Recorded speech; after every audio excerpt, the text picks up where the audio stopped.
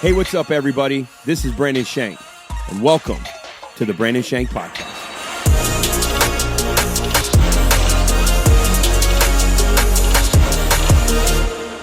What's up, Oakland, Maryland, here live on the Brandon Shank Podcast. As always, my main man, Corey in the corner. What up, everybody? Corey's on the wall. I know. I'm in a wall now, and it got blinds behind me. Oh, I should probably open them up a little bit. That'd be nice. The sun's going to come Just up there a little. today. That's true. We're here we're here live. I mean, we got the fireside going. I'm wearing my camo. I feel like I'm all up in this thing. You look like you're about ready to go shoot a deer. Well, there is one in the yard. I just said that. That's true. And he was here all last night, and he's here today. I'm not sure if it's somebody's pet, but about to put him in a headlock. Probably just want some food. You know, don't we all? Don't we all, man? It's been a great. Got up here yesterday. For those that listen to the podcast and aren't fully aware of what goes on the church side, our church is launching a new location on March the 31st here in Oakland, Maryland, and couldn't be more excited. But being up here, it's been an incredible, I would say, prophetic confirmation. Like I've had dreams of this place for 20 years. Yeah. Which is so odd.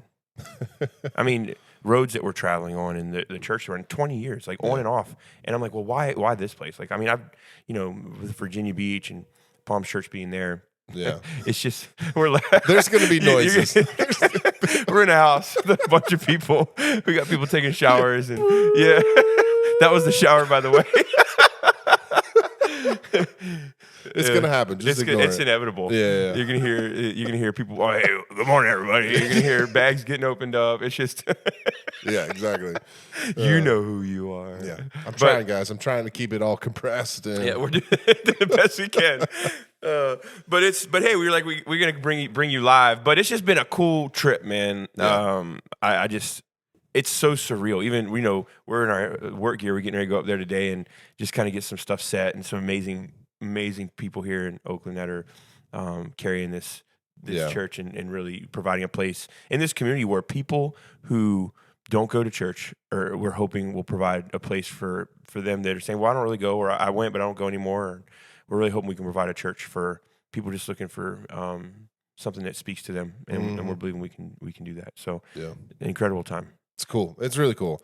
Not even like nostalgic isn't even the right word because, I mean, obviously you grew up here. Yeah. I'm very familiar with the area because I've got family close by and stuff like that. But yeah, it's crazy. We were driving up here and you were almost describing it as like, man, it's kind of like a dream. It's kind of like a dream, like, man, was I here? Like, it's just crazy. Yeah. It really is. It's been like 20 years since I've been back. Cool. Back. Yeah, full circle moment. I remember when we were at Open Door and we were building out that building for our Virginia Beach location, and you had said you had this dream of Maddox walking out like a kid's wing, and it was a picture of that corner of that building. All glass. And, and what God did in your life there. Yeah. I mean, in seeing like the generations that are, your generations are going to be blessed because of your life, period. You know what I mean? Yeah. And I think it's crazy because when God calls people together in ministry, especially in life, like I know, for us, like we feel like God's called us together to do some crazy things, but the way our worlds have even intertwined. Yep. Like, being here in Oakland, like this place, there's some symbolism here for you. Yeah, absolutely. This place has meaning, not vacations, but like when you walk through tough times in your life, like these are places you were at, and these are places that formed me. Yeah. And so it's cool as God's allow us to do ministry together. Like the Robin Big of church planting. There we go. I'll take it. People, let me tell you about my best friend. We did have a fantasy factory back in the day. So we did. It was a beautiful thing. We'll have one again. I believe it's just going to be even better. Then our kids can enjoy it. But it is. You come up here to a place like this, and I feel like when you wake up in the middle of the night from a dream, you're like, wow, that was a great dream. I wish I could live it. That's what I feel like. Yeah. I got to see people last night that were busting my chops publicly about stories when I was a kid. I said, it's your time to go. Yeah. There's plenty of people being like, oh, I've got stories. Oh, well, they were telling a story. Me and one of my homeboys down here, we made a music video back in the day. That's right. It was always meant to be. Oh, man. And it was, she was talking about how it took her 2 years to clean up her laundry room from powder that we threw in front of the fan. You had to have effects. She's like, this is a cool video. Where did you guys get that smoke? I'm like, it's baby powder in a fan. It was the best. Yeah, it was Gangster's Paradise remake. I mean, you got to have, you don't have powder in a fan. What are you doing with your life? But yeah. So for everybody watching, welcome to Oakland, Maryland. For everybody listening, welcome to Oakland, Maryland. This episode, we're bringing y'all something a little different, something a little special up here in Oakland. It's nice, man. It's nice. It's real nice. It is. Well, it's Super Bowl week. You know, we can't avoid it. We got people in the house that are fans of BP was over in the corner, fist in the air. He's I can't look at him. You know, listen, I don't understand his joy. I watched BP the other day. He was wearing a Chiefs hoodie. He took off his hoodie. He was wearing a Chiefs t-shirt. He took off his t-shirt. He's wearing a Chiefs wife beater. No, I'm just kidding. Listen, BP had that T-shirt actually is underwear and T-shirt combined. It's one piece. Yeah, you know, so it's a onesie, Chiefs onesie. Yeah, that's what he wore to bed last. Grown man onesie. If the Commanders rent it, I'd have. I believe it. I'd have the full kit, man. But so yeah, if the 49ers win, Christian McCaffrey and Kyle Shanahan will be the same tandem that when his dad played Ed McCaffrey for Mike Shanahan in Denver when they won the Super Bowl. So it'll be the second time this happens to have Kyle and Christian win a Super Bowl together with the 49ers, that their dads won as a player coach with the Broncos. Isn't that cool? Yeah, that's really cool. Yeah, so I think, I really am pulling for the 49ers on this one. Yeah, he's staring at us from over I can feel the heat. Yeah. I can feel the heat in here. He knows. Yeah, I think this is what I think. Well, let me ask this. Corey, who do you got and why for the Super Bowl? It doesn't have to, listen, the odds don't have to make sense. You can tell us why, and it could be because you like somebody's, whatever. It's just, but who do you got and why? So I'm not that invested in this one at all. So because you wanted the Lions and Ravens. Yeah, that's the matchup I wanted. I don't know. I really don't care at the end of the day, but I'd probably go more 49ers. I always root for, if it's two teams I don't really care about, I always root for the team that really doesn't have the limelight as much. That's just naturally me, though. Yeah, that's me. Yeah. I would say, this. I would like to see Kyle Shanahan win one. Yeah. I think he's a great coach. I like Andy Reid. Oh, I love Andy Reid. Great guy. Like him. No, I mean, who doesn't? You gonna eat your nuggies? I like Andy. I like the Chiefs. There's not a team that usually you vote. I like to cheer for teams that I don't hate, right? But these are two teams that I don't hate. Yeah. But Kyle Shanahan, man, he's a great coach, and he's going to get one, maybe a few. I like him a lot. But I would say that I think I would like to see the 49ers win one for him. I would like to see Kittle get one. I'd like to see McCaffrey get one. I'd like to see Debo get one. I'd like to see these guys who have played really good for a little bit of time here. I'd like to see them get one, Yeah. Chase Young left the Commanders to go to the 49ers, and Trent Williams was a Commander. These guys were all former Commanders. And so, honestly, I would have left too in the time they left. It was an actual just tumultuous. Like, I don't blame them a bit for leaving. Yeah. They went and made their careers, it's better where they're at, I'm sure. Yeah. But I would like to see the 49ers win. I think the Chiefs will win, though, and I'll tell you why. The Chiefs, if you look at their team, their defense is great. Their defensive backs are great. They got a great secondary. That's going to make it hard. And it's not that I don't think Brock Purdy can do it. This isn't about Brock Purdy. I think they're capable of winning the Super Bowl. I think Mahomes is just the best player on the field. Yeah. And this is what I think about the Chiefs running the playoffs. Mahomes is not playing. His stats may be different. I get it. But Mahomes isn't playing different. He played great in the regular season. The difference is that people are catching the ball. Yeah. I mean, Travis Kelce showed up. Yeah, he did. And he had a lot of games in the regular season. He didn't. And he would admit that. And if not, it's some self-awareness that needs to be had, because he would admit that, hey, he didn't play well in the regular season at times. The receivers for Kansas City at times, it was laughable. Some of the games I could not believe the sheer volume of passes that were being dropped. Like, was Mahomes spinning the ball so fast y'all can't, like, what in the world is going on? Mahomes isn't playing different. I know they can give you all the stats and the metrics, but I'm telling you, he's the same great player he's been all year. Yeah. They're just catching the football. Yeah. If they catch the football like they have, I just don't think anybody can stop them. I think it'll be a close game at half, and then I think the Patrick Mahomes show takes over. And I know he's got a team, but that guy wins wherever he's at in the NFL, period. All those other players, you need them all, but in the NFL, it is proven to be a quarterback league. Example, Tom Brady went to Tampa Bay, won a Super Bowl. Peyton Manning went to the Broncos, won a Super Bowl. And you might say, those are two of the greats. Well, that's my point. They're quarterbacks. It's a quarterback league. As long as Patrick Mahomes has errors in his lungs and receivers who can catch, 8 out of 10 passes, they're going to win. Yeah. Most games they ever play with him. Yeah. I mean, he could have 7 or 8 Super Bowls. The man's 28. That's crazy. So I just think he is just unbelievably talented. I mean, the players voted him number one player in the NFL, number one athlete. Yeah. So I just think if he's on and the receivers catch the football, I don't think defense it matters. I think they're just going to – nobody will stop them. They won't punt. They'll keep them to a field goal, and that'll be a victory. Yeah. I agree. That's my take. I agree. Do you ever feel like, shifting gears a little bit, do you ever feel like certain cars that you drive on the road people don't respect and certain cars people do respect? Have you ever had that? I wanted to talk about this last week, but we did. It just didn't make its way in. But this week I had to make sure because I think people listening need to know what you drive. It's kind of like what you wear to school. Yeah. You know? Yeah. I mean, it matters. Yeah. I'm trying to see what angle you're taking with this. Well, my truck has been in the shop. Okay. And I had no problem with the vehicle I was driving, but it was a Chevy Equinox. Okay. All right? You were getting bullied. Bro, hard. Yeah, I was bullied so hard on the road. No respect. It's like a car that wants to be an SUV, but it looks like a minivan. Yeah. And it's just I was shown no respect at all when I was driving that car. I mean, people acted like they didn't want me in school. Yeah. You know? I was like, these people are bullies out here. Yeah. You know? I mean, have you ever had a car that you feel like I'm here, I matter? Goodness. I mean, I did have a Jetta at one point. I had a 2007 Jetta. Nobody respected that?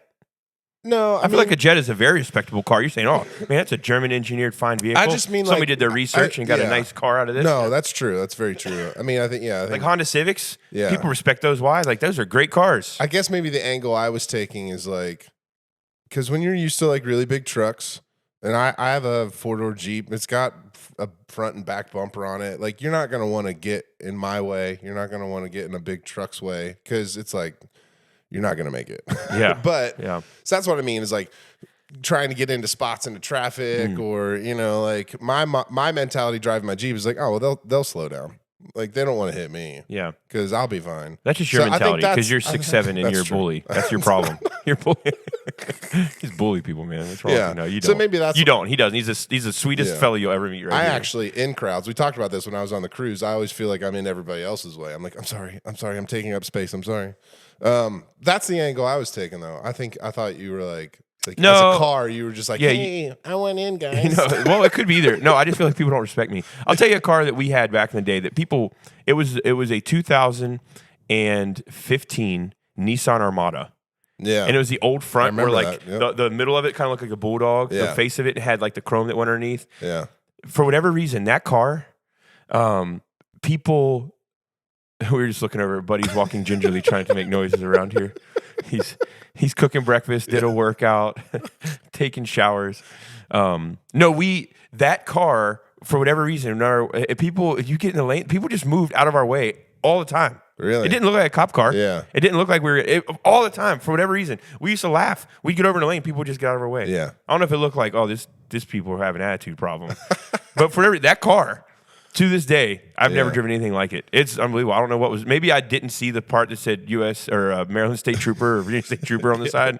That the decal that I never looked at. One of the big lights by your mirror. Yeah, I don't know what it was, but man, people got out of the way, and it was the old school models that had like it looked more like the kind of the thick bulldog look to it. But yeah, I just wondered because I'm curious if you could show us some feedback here I'm interested to see do you have a car that you feel people don't respect on the road or do you have a car that you feel like people absolutely respect? Because I will tell you this, in the neighborhood I used to live in, drug dealers were everywhere. And there are two kind of cars drug dealers drive. One, the old retired unmarked police cars. I'm not rental cars. Rental cars, they can't run plates. This is something you saw it all the time. It was something I was told. Like these were so I'm not trying to put nobody out there. I'm just saying like these were notorious. They figured us out. Yeah, notorious people that I knew and everybody knew and the whole community knew was pushing drugs and they were, they had a significant business. Those are two things that he saw him drive: the unmarked cop cars and rental cars. Yeah. So, let's be honest. Nobody's on a road with unmarked cop car thinking, "Oh, that's an unmarked old cop car that's been retired." You're thinking, that looks like a 1987 Impala. I'm not taking my chances. I'm out of here. No, we drive a 2007 white Tahoe. So, there's plenty of people that get out our way. Yeah, especially going to some of these small towns. They're still rocking the 07s. Exactly. You know what I mean? Like that's what they got. Yeah, you know what I mean? Yeah.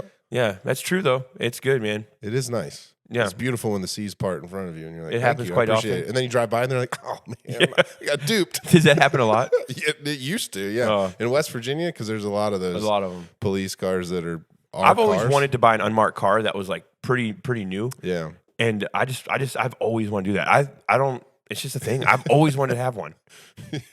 You will respect me. You will respect me. I just want to be a bully on the road, man. Well, we have to take a moment. We have to be somber here, Corey. We have to reflect on a life lived. Many people know that Toby Keith, 62 years old, passed away. I did. I saw that. away. Sorry, I did. We talked about it yesterday. Yeah, he had to fight with stomach cancer, and he was very vocal about having to fight his own demons, and he shared his sobriety and his attempt for sobriety from alcohol and all the things that he had to walk through. But I think when I hear, I don't think, I'm telling you, this is what I thought when I heard this news. My thought always goes to, and not specifically him, but how hard. This has nothing to do with Toby Keith, this next statement. I'm saying his death brought this statement to me about life. How hard we all strive. And when that clock hit zero, how little it all means. Yeah. Yeah. I mean, you think about $1 billion industry that you built, or the properties that you own, or the finances that you have. When you're dead, when it's over, what matters? And we think this way. But I think all of us have different moments in our life where we have the come to Jesus moments of self-reflection or life reflection. And I can tell you, the only thing that matters to me in those moments is the people that I've lived life with. When I'm gone, is my life still going to stir them and be significant to be like, man, like he would have believed in me, or like he would have poured into me different, or he was always there. Or, man, he loved God and he pushed me to greater things with God. Or my boys and my wife. Like, I always say it like, I'm going to get, I'm not, if something happens to Casey, I'm on my own. Like, I'm not marketable. I got 4 kids. Nobody wants to marry me. But if something happens to me, she'll have to keep swiping and get people off of her phone, but it is one of those things that, it's hard reflection, man, of what really matters. Because then you almost feel defeated. Like, well, if I'm not striving to achieve something, like, what am I really doing in life? Yeah. And you're like, well, you're making a difference. Yeah, it's perspective. But when I hear of anybody that has, the songs that he sings and all this stuff, I always think like right now, like Jimmy Buffett died. We used to live in D.C. and there'd be massive concerts. Jimmy Buffett, it was like one of the biggest concerts every year. He's gone. He's gone. Like all that means nothing now. Yeah.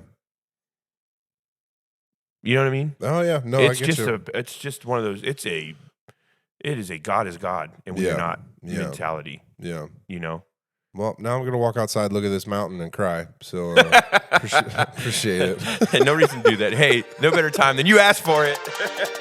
Don't blame me. You asked for it. So, what's the most? And you did a lot of photography. I mean, your wife has a degree in this. What's the most interesting thing you've ever photographed? What a question that is. I don't know. Like when Lauren and I were, like first dating, obviously she was going to school for her photography degree. And I've just always been interested in the arts. I have a graphic design degree, but we would do a lot of like artsy stuff. So like a lot of our photography was kind of like trick photography and stuff. So that might be like the most interesting. Like you might look at it and be like, okay, that's a little weird. But, that's probably like other than that, we did a lot of, high school photo shoots and weddings and no offense, but they're not that interesting. The high school photo shoot, leaning on the fence post with your cowboy hat on. Have you ever had anybody ask you for a weird photo? You're like, nah. No, I did. I'll shout out. Okay, so can like video count? Can video stuff count? In this case, sure. Okay, so I'll shout out my brother on this one. Me and my brother, he lived in Japan for 3 years with his wife. They taught English, and then he came back. And it was a period of time where when they came back, he and his wife were at my parents' house. I was still living at my parents' house, and we found these paper mache like big heads. One was a lion and one was a lamb. Clearly, we found it in the church closet, like deep. It was actually in the church attic. You all don't even want to know the stuff we have found here. Yeah, you don't even want to know these creepy lion and lamb heads, and we thought it would be awesome to shoot this weird black and white horror / kind of movie out in the woods behind my parents' house. It was pretty creepy. Bro, I have a picture of you yesterday. It looked pretty creepy. It looked like the night at Freddy's. Oh, yeah, Night at Freddy 5. Yeah, it looked like that head from that little guy, and we found it in the back of this church, and it was. A 6'7". It's not getting thrown away. Massive. It should be. That thing, it's probably not there when you get back. It probably walked its way out last night while we were gone. Hey, we'll take a creepy picture with me wearing that today in that basement with all the lights off, and we'll make this a clip. You decide for yourself. I like it. You decide for yourself if I should take it home with us. Yeah. Well, the reason I ask is that people are flocking to Chicago to take pics of what they're calling the Chicago rat hole. Oh, okay. Yeah. So it's the Chicago rat hole is a hole that's shaped like a rat. Like when they went to pavement, it was actually in the pavement. Okay. And it got away. And it's the rat in the sidewalk of a West Roscoe Street in the Roscoe Village neighborhood of Chicago. Okay. Well, after existing for decades, this thing went viral and it became a phenomenon on social media in January. And it's been attracting tourists. People are leaving stuff, all kinds of So it's just gifts, a hole shaped like a alcohol, flowers. It is a hole shaped like a rat. And it's like a rat was there right after they had poured the concrete, and then it took off. But people are coming from all over to watch this thing. Oh, okay. Now I'm getting what you're saying. I just looked up the picture. Yeah. Look it up. Look it up, all you listeners. Funny. Yeah, that's funny. It's a Chicago rat hole. People are flocking to They're take a flocking. picture of this? You know, let me tell y'all a little bit of a frustration that I have in my life. I work so hard to do everything I can to bring the gospel of Jesus to each and every soul. And I'll get 3 views on a video. And my son is doing remakes of videos and getting 10,000 views. And I'm thinking, you know what? I need a new marketing scheme. I'm going to start shooting videos. Well, we'll start having you do some TikTok trends. Yeah, the Chicago rat hole is a phenomenon. People are flocking from all around. You know, hey, Jesus loves you. Go to church. Watch online. Like, you need Jesus. Tell him. It's important. Tell him, Corey, the Chicago rat hole when you're dying will not be the thing. I just booked a flight or to when Chicago. You're living. I'm not gonna be here this week. I'm going to Chicago. Oh man. Well, listen. That's interesting. It's interesting that we're talking about all these things because the world's been through a lot, but there's concern right now because people are not acting normal in public. Go figure. I would like to know the date that preceded this of when we were normal. Yeah. But they're saying there's the amount of fights. So a couple weeks ago in Philly, there was a fight along a train station, and a guy got tossed into the train and got ran over and killed. Oh, come on, people. They had the video, and it was awful. That's not cool. No, it was awful. Well, it was these 2 guys fighting. They got his thing. The dude punched him. He kind of, I don't know if he lost his footing and fell onto the tracks. And right when he fell, the train came. It ran him over, and you could hear it. It was awful. Yeah. Like, awful. Don't look it up. Just trust me. You don't want to. Yeah. But people were filming it. I mean, even recently in Virginia Beach, we had a car drive off of a pier. People were filming it. Yeah. And it took them a week to get the car out. It was devastating for just the whole area because it's sad. You know that somebody lost their life and took their life is what's coming out. Yeah. And it's just sad because everybody's filming everything right now. And they're like, people aren't acting normal in public. And I'm thinking, well, I remember watching the reality show back in the day with Nick Lachey and Jessica Simpson. That was my jam. And I used to think, it was so cool to be on a reality show. And then they got divorced, right? And a lot of you started to see a lot of people on reality shows start to get divorced. The pressure and like the life wasn't real. It was hard, you know? And I think what's happening is, one, I think that we're not meant to be filmed all the time. Yeah. Because it puts a posture in you that's just never comfortable. Let's think about this. You go from outside, you're being filmed, or potentially every store you go into has cameras. You walk down your neighborhood, and every door has a ring. So you're being watched as you walk. Yeah. Then you go into your house, and you have Ring doorbells. So now you're watched in your house. My mom uses it to watch her dog when she's gone. Like you have, like I can't go anywhere without being on video. Yeah. Anywhere. I tell my kids all the time, like, hey, if you guys are shooting, because my Caden has his video, the Canes Kid, and then they have Dim Shank Boys, they have these channels. I said, if you guys are ever shooting, ask if you're shooting in our house or at our house, because one, I don't want to be walking around in my underwear, and I don't do that anyway. But two, I don't want to feel like I always have to be watching. If I can't just be relaxed at home without worrying about somebody, and it's not that, it's just I don't want that. You don't want that around you all the time. Yeah.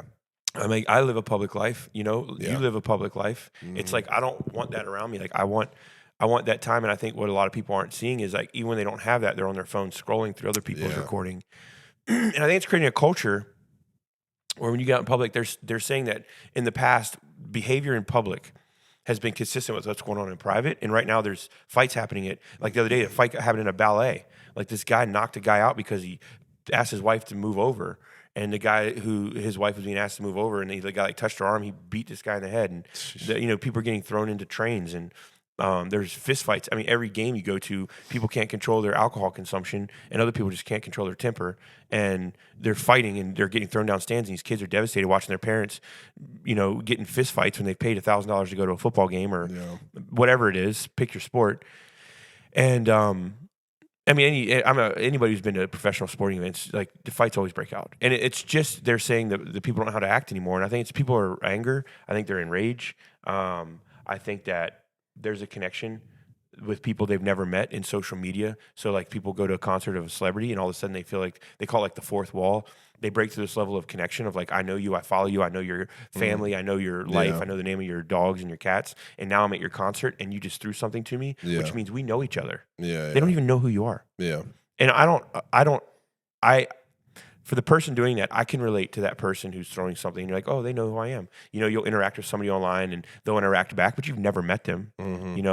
But I also can relate from the fact of, not near that level, but people who I've had even come up to me at a place and like, oh, we watch you online, and you're like, oh, what's your name? And you talk to them, or they're like, hey, I listened to your podcast. And you'll ask them their name, and you'll talk to them. And I love that, because I just love people. And so for me, the one thing about the online I hate is it is one way. Like, I love to interact. But even here in Oakland, like, we're getting to meet people that have been watching online, that have been a part of the campus for a long time, that we're just getting to meet. And it's awesome. It's every reason that we've ever done online makes sense, like, wow, we get to be a part of your life. But I yearn when I meet them, like, oh, tell me something about yourself. Like, you've heard all my stories. I don't have any more left. Like, I want to listen to your podcast. Like, I'm empty. I got nothing left. What do you got? But I say that because I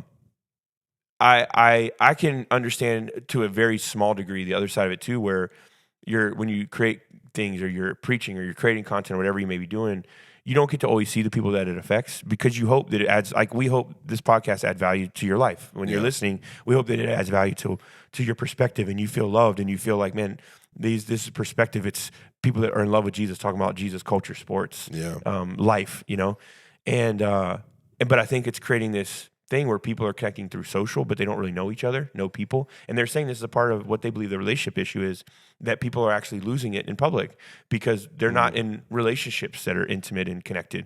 And not that the social relationships on social media can't be good. I mean, there's people I've connected with and that have that I would never have the opportunity to meet, which is great. I may never physically meet. And same with you, people that have, your album and music and stuff, but there's a difference with relationships. And I would wonder if we're taking some kind of survey here, how many people listening you would say, I've got 3 relationships that are just foundational to my life, that are my best friends? Because a lot of people can't say they have 3. You know what I mean? And it's sad, man. But a lot of people can't say they have 3 friends like that. No, I agree. I kind of in a similar vein, I was watching this guy do these artworks with AI, and here's the creepy part. Like, he would type in kids playing in the 20s, kids playing in the 30s, and it was all these, like, kids playing outside, that kind of stuff, kids playing in the 70s and all stuff.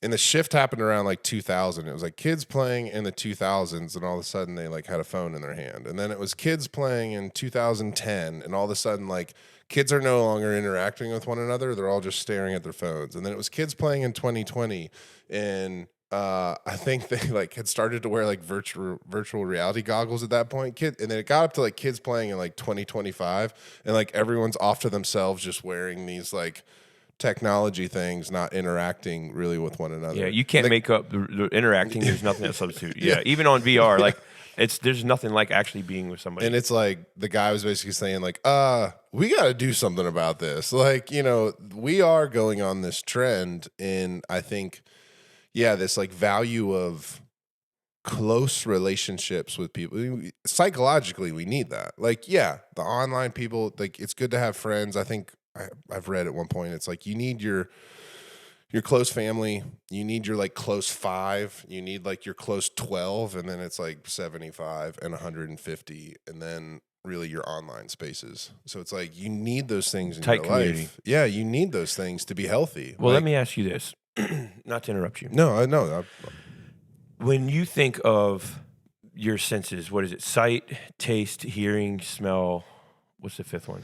Sight, taste, hearing. Isn't there 5? There's 5. The touch. touch, Okay. Sight, taste, hearing, smell, touch. When you think of our 5 senses,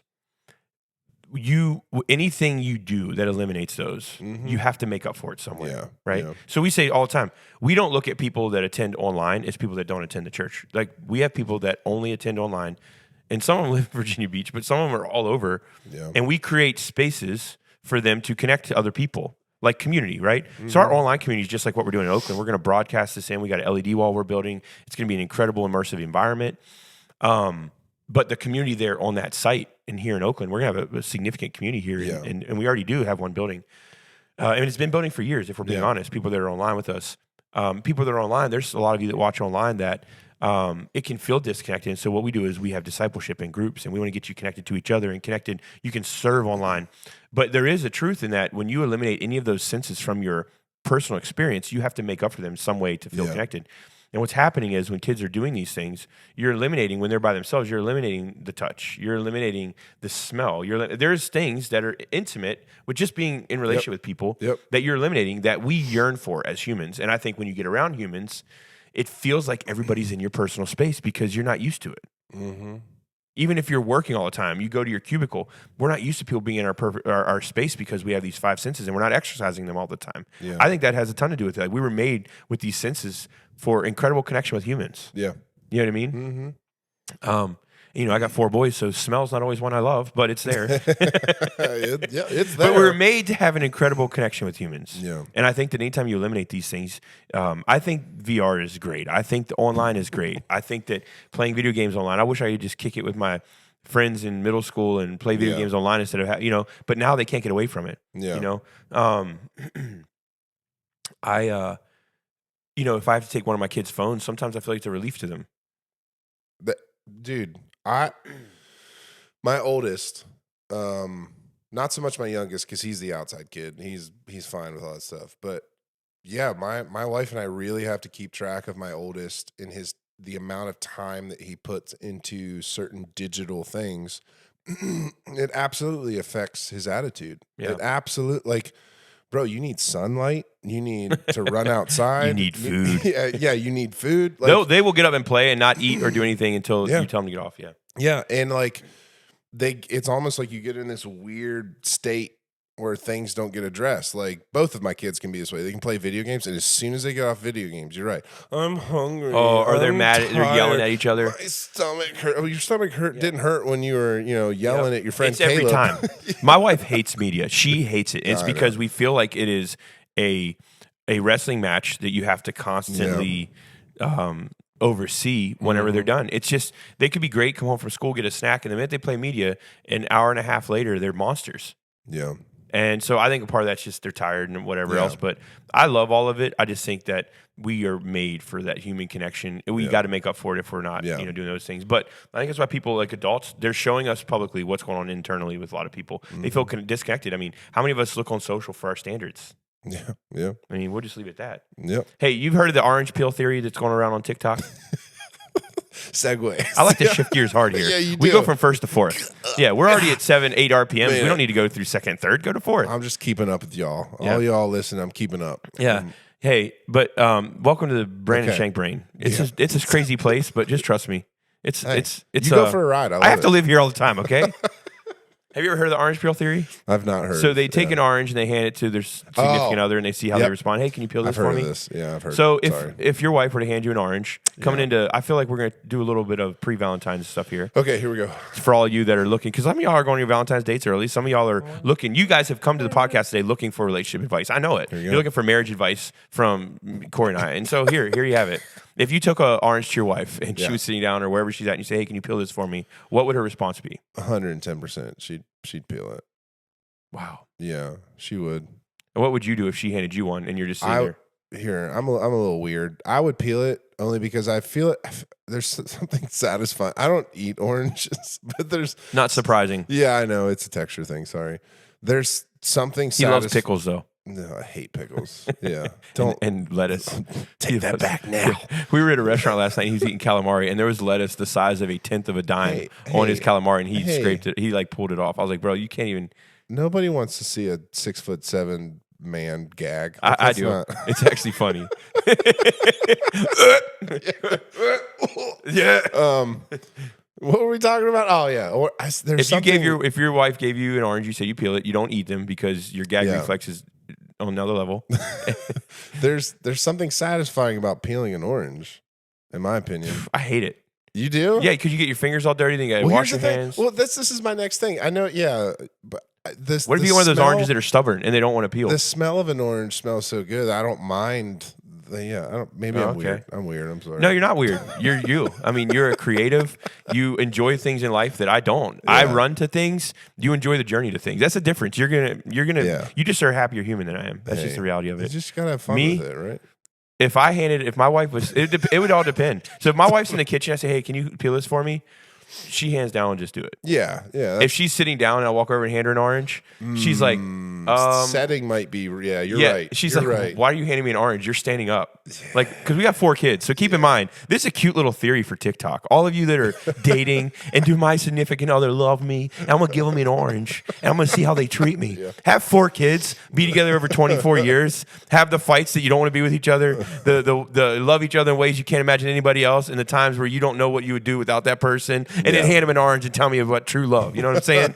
Like, to me, this stuff is obviously as surface as it gets. And it's like, do they love me? Well, I don't know. It ain't about the orange. My question is, a Tuesday night when your dog's got worms, you run out of money, you're hungry, neither one of you have any money for food, and you come into the house, how do you treat each other then? Yeah. That's the true question. But my wife, if I handed her an orange, hands down, if she's in the kitchen, she's peeling it. If she's on the couch and I'm walking over to her, her question is going to be, what are you doing? Not like, and I know her, not like, what are you doing that you can't peel it, but like, there must be something big for you not, because I'm a very independent person. Yeah. And I don't mean that as in like, I've never expected my wife to take care of me. I'm not that type of guy. I iron my own clothes. It's not, and I'm not saying that's a chauvinistic thing. I'm saying I don't expect my wife to do things like she'll if I'm home, I'll do laundry. She don't like me to do it because she don't want me to throw the wrong things in a wash that I'm not supposed to throw in. But we don't have roles at our house where like, well, this is what she does. That doesn't exist in our house. It never has. And actually, it's just the way it's always been because I've just always been I do my own thing, right? And she does hers, but we take care of each other. And so I say that because if I brought her an orange in the context of my marriage and she was sitting on the couch, some people may do that because like the wife, maybe she's the caretaker and does like a lot for her husband, whereas other marriages, they don't even, it's like it may not be the case, or the husband may do a lot more in the house. It could be either way. So I'm just saying with Casey, if I handed her an orange and she's on the couch, she's saying, well, what are you doing? Meaning like, are you like cooking dinner? Like, what are you making? Like, she's just curious. It wouldn't be, she would do it. She would do anything I ask her. But if she handed me an orange, I'm sitting on the couch, I would think she's taking care of the kids and she's doing something. And if I ask why, it could be, just don't ask. Just shut up and peel the orange. It's not because, I just love you so much. It's like, no, she's doing something. She's handing me an orange. I'll peel it. Yeah. So that's my thought. If I'm in the kitchen, she's in the kitchen, she's like, can you peel this? I'm thinking, like her little fingers are hurting. So for me, it's always, if she asks me, I know it's not because she doesn't want to do it. It's like, there's a reason. So I've been married long enough and I have enough conversations and there's talking going on in my house all the time that if she just tells me to do something, I'd just rather do it and not ask questions. Yeah. See, I agree that just the whole, would they or not? Well, that's too black and white. I agree. Yeah. It depends on the setting. Yeah. Depends on the day. And again, sometimes you may get the orange thrown at you. But that's my thing is like, It's a long explanation, but when you've actually been married and you have what I would consider to be, a healthy marriage, like something where we're very accountable to each other, we're honest, we're in love. Like when you have that, like for us, everything is an explanation because there's so much content to your marriage. It's not like, oh, I'll just peel it. Yeah. No, it's like we have 4 kids at home. Yeah. Like you're always peeling oranges. It's you know what I mean. I would think if she handed it to me, I would honestly think it's for one of the kids. Yeah, like she's doing something and she needs me to help. I'm waiting for an orange to like fly from the balcony or something. Oh no, she's probably listening through the door up there. She probably like, that's what she would say. You right. Yeah. That's what she would say to me. But hey, sticking with the couples thing, research has been done on more than 40,000 couples, and there is a common denominator. They say with 94% of people who have not gotten divorced, there is a common denominator in how, I guess that you would say is an element in their marriage that is consistent with happiness in a relationship. So all of you that may or may not have your significant other peel an orange or it didn't go well and you're on TikTok getting blasted. Yeah. Now I'm going to give you the solution is what I'm trying to tell you. Okay. So when they call it a couple turning towards one another. Have you heard of this term? Oh, yeah. Is it like the angle kind of, or is it that kind of stuff? Or? It's actually more of a psychological thing than it is a physical thing. Yeah. Which I guess if psychology's tight, your physical will be tight too. Yeah. But it says it's a signal to your partner that they're being seen, heard, and appreciated. Mm-hmm. So I'll give you an example. They say that a turn could be a small thing, like calling out your partner's name to get their attention. Yeah. And they turn to you. Okay. So you ever yell for somebody and they don't ever turn to you? Yeah. What do you want? Good morning. Yeah. What do you want? You said my name. Oh, yeah, you're my wife. Yeah. Oh, wait, my husband or whatever. Yeah. But when you turn to them, so you say their name for them to get a response. It's called turning to them. It's like it's an intimate thing. Another one, an example would be like asking for your needs to be met. That's them turning to you. And so it's just, they say that on average, happy couples turn towards one another more than 20 times, I guess, a day, and even in distress. Oh, okay. It's just called turning towards them. And it sounds to me just like recognizing and like they're on the front of your mind. Gotcha. You know what I'm saying? Well, now I know what I'm going to test all day today. No. Sounds to me like hey, babe. Yeah. But I've been around you a lot. Yeah. And I would say anytime I've ever heard you say that, your wife absolutely responds. Yeah, absolutely. Yeah. I would say you're a little hard to get a hold of sometimes than she is. She'll say your name 3 times and you're back in the corner trying on some kind of mascot costume running around or something. Just hiding in the corner and trying to scare Buddy. Yeah, exactly. What else? It's all the same. Where's Corey? Yeah, it's all the same. Yeah. But turning towards one another. My wife is really good at this. Like if there's anything that I need, if I say anything, she'll turn towards me. Like she's amazing. All right, it's attention. It's, they call it turning towards it, but it's all the same. That's cool. I like it. Yeah. I like it. So hey, while we're on this, let's go to a final thought. Okay. Here's my final thought. As always, thank you, John. John Madden. Super Bowl week. We got to recognize him. His greatness. Yeah. So I was the other day, I was in a waiting room picking up my vehicle, and I figured we started with vehicles. Why not end with them? Oh, yeah. That's and good. I heard about Mark Zuckerberg along with these other CEOs of these big social media companies that were being grilled by Congress about basically they were talking they were being questioned as to why sexually explicit material was spreading on their platforms about kids. And the internet, I think there's this whole thing of you got to do more to protect our kids. Like they felt like children are being exploited. People had access to their kids' profiles and different things that they shouldn't have access, saying you've got to do something to protect our children. I guess there's validity to that. I would say there is. Sure, the platform's got to do more. But when I look at this, I think that there were parents there whose kids had been exploited and things, and they were holding up signs. It was an intense moment. Yeah. And I think that my advice to all the parents out there and the people is first, before we do anything and we point fingers at other people, let's make the internet as safe a place as we can for our kids. Put filters, know what your kids are searching for. throw up filters from computers, phones, and tablets. I know for me, I know how long my kids are on every app. I know what apps they're on. I know what filters they have to get into those apps. Yeah. Everything's on lockdown at a certain point. They have certain apps that have certain time limits, certain phone time limits for the day. When they hit it, it's over. Yeah. You know, and I can tell you where they're on, what they're doing. They have accountability. They have X3 Watch, which is a great accountability for those of you. I got 4 boys, and so I know it's something that especially young men face. Is addiction to pornography, and so they see it at ages we never even imagined. When we grew up, we had a magazine at the 7-Eleven that had a gray cover to it that you couldn't open up. Yeah. Now they can turn on and get it from any of their friends in school or on their phones. And so we have an accountability app that shows monthly what websites have been visited, or it'll ding my phone if there's something questionable. It's accountability. And I have that on my stuff with my accountability partners, because it's just accountability. Like, it's just saying, like, hey, man, I want to be accountable for my actions, and I want to honor my family, my wife. And some people don't even consider it a thing, but I mean, it's absolutely a thing. It's absolutely a problem.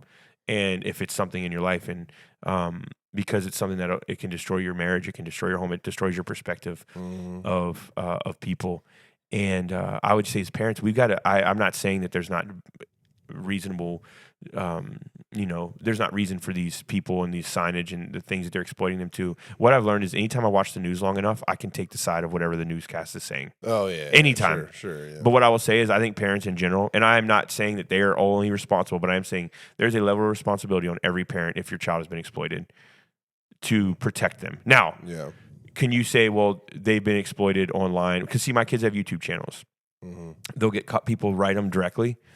Or there's like phishing that'll be like, hey, this is a great video, and they'll start asking questions. Yeah. So we had to train my oldest son who's in it. We had to say, hey, any questions, you don't ever reply. You can just say thanks or nothing if you don't know them. And it's been a process to get him to see, like, these people aren't just nice people trying to subscribe. And so there is a responsibility of a parent to protect our kids, right? It's guardrails. Yes. Yeah, they need to know the guardrails. However, there are things that have been exploited that parents can't control. Yes. I 100% agree. And so I'm not saying that every parent holding those signs don't have a valid point. I'm not saying that. I'm saying my final thought in this is that we have a responsibility. Do what you can. And not saying there are parents, I'm sure, who have done that and still been those exploited. Yes. But at some point, we've got to stop blaming everybody else for the situation of our kids. Yeah. Whenever kids right now can tell you who they want to be, why they want to be it. They can tell you who they've been created to be. They can tell you how they're going to live their life, and you're supposed to accept it. This is ridiculous. Parents, you're called to be leaders, so lead. Lead. Period. Does that mean something bad's never going to happen to your kid? That doesn't mean that at all. Something bad will happen to your kids. It's the world. It's dirty. It's dark. There are demons out here. There are people with demons in them out here. It's dirty. But we have a responsibility, the way we talk, the things we do. How many times you gotten mad at your kid about something that they do, and it's just like you do it, but they're a kid and you're an adult. Yeah. I've done that. Yeah. I've gotten mad at my son for the way he's talked to me, but I've talked to him like that. Yeah.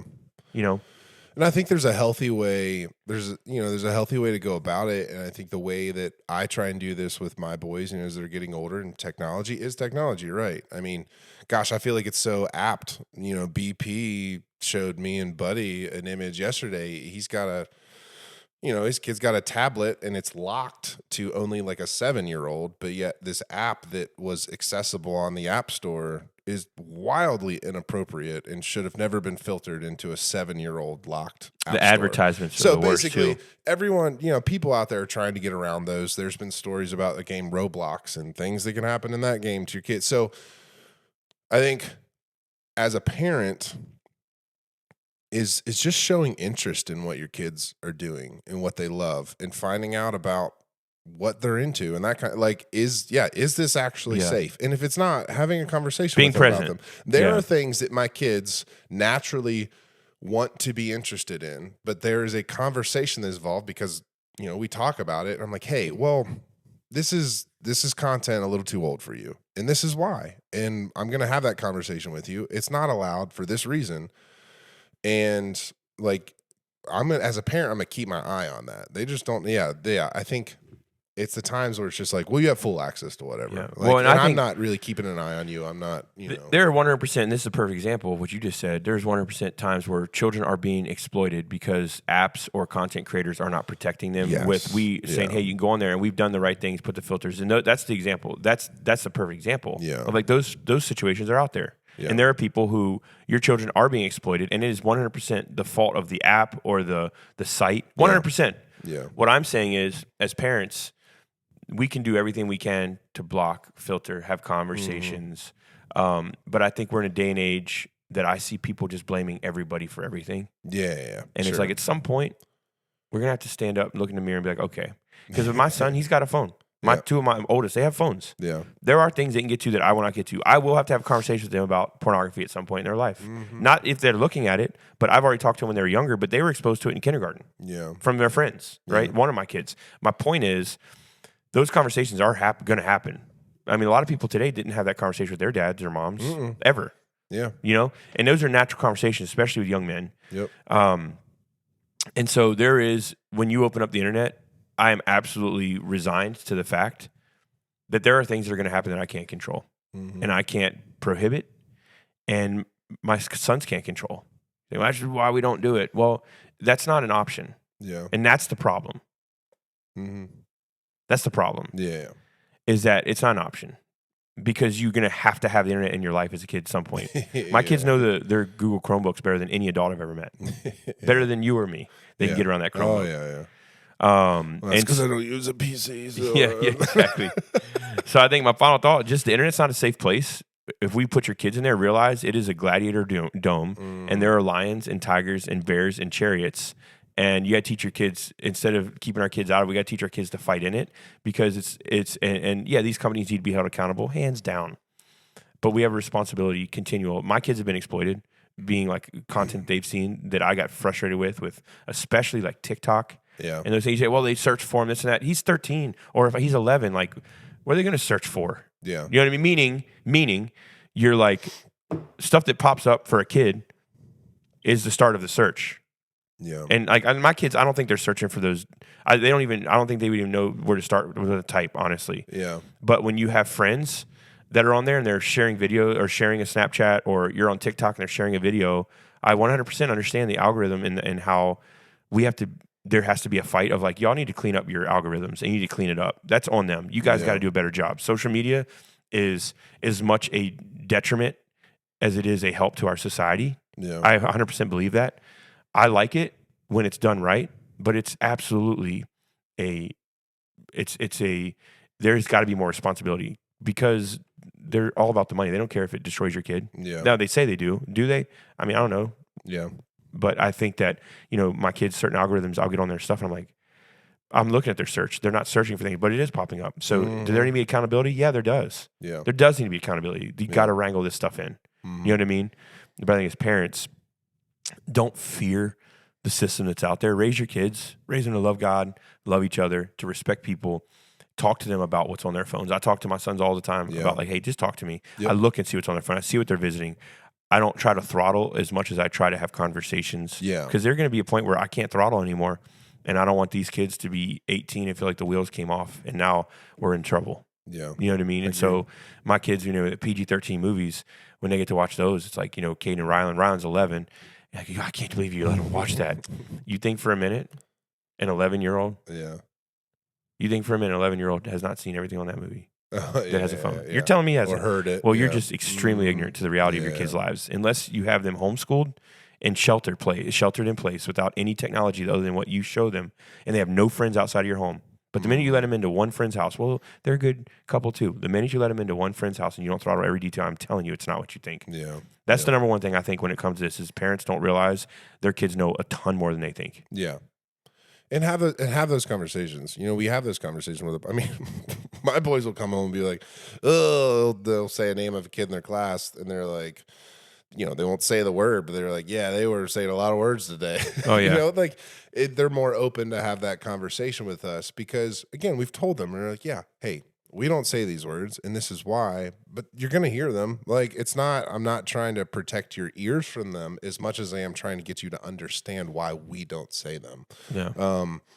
And so for us, it's more of with stuff like this, if it's a no, I'm going to explain why it's a no. Like, I'm not going to just be like, well, because I said so. Like, that doesn't work for my kids, at least. There's a, well, why? Well, why? I mean, it doesn't work in life. Yeah. How many And people so, that are working today when your boss says, because I said so, and you're like, but it's not even Yeah, protocol. You don't accept it. So why do we make our kids? exactly. Because we're bullies. Exactly. Parents can be Yeah. bullies. We don't want a parent. We just demand certain things and tell Yep. them because I want you to do it that way. You know what I mean? Yep. So, let's know that you have a lot more. We have a lot more control than we think when it comes to raising our kids because you are the number one influence in their life. You should be. Yeah. And you got to speak into their life truth. And instead of throwing down on our kids whenever things go south, teach them. You know, my boys, I don't really throw down on them when it comes to some of this stuff. I'm teaching them, like, why do I do to get mad if they're looking at something or this, that? Like, it's not helping their heart. Yeah. Like, that's called legalism. And anytime anybody's ever been led to Jesus through that, they find that they probably didn't find Jesus. They're finding rules that make them feel like they found Jesus. Yeah. So I hope that everybody's encouraged today, but knowing like, hey, listen, it's out there and you can't expect these companies to protect your kids. You got to do it. Yeah. And there's only a certain level. And like you said, there's apps that'll jump into our kids' things and we've seen it. My wife and I have seen it. And yeah, we delete them, don't let them back on them. It's just because we're like, hey, until we can trust it, you just got to do what you got to do. Yeah. And we're big on, we don't let them on. There's a ton of stuff we don't let them on, but there's also a lot we do that, I think overexposure is only bad if the maturity level is not there. Yeah. But I think exposing your kids to things that are legal, that, especially when it comes to sexual things, those things are never good. Mm-hmm. Let's just say that. Oh, They're not good for adults. So why would Yeah. you expose them to? Well, it's good for my kids to see this. No, it's not. No, yeah. It's not good for your kids to see that ever. Yeah. It's all around. You can have conversations, but it ain't good for your kids. It ain't good for us to see it. Yeah. You know what I mean? So hope you're encouraged and coming into Valentine's Day. I mean, you some great tips, family tips. Absolutely. At the end of the podcast for today. Sure. Well, let's pray. Lord, we thank you. We love you. We're so grateful for you. Thank you so much for all that you're doing in Virginia Beach and Oakland, Maryland, and all over the world. God, we surrender to you. We give you these times, these moments, and we're grateful. I pray for every person listening. They would sense you. They would know you're with them and that your hand is on them, that you'll never leave them, and that, God, you see them. In Jesus' name, amen. Love y'all. Have a great week. We'll see you Sunday, 9:30.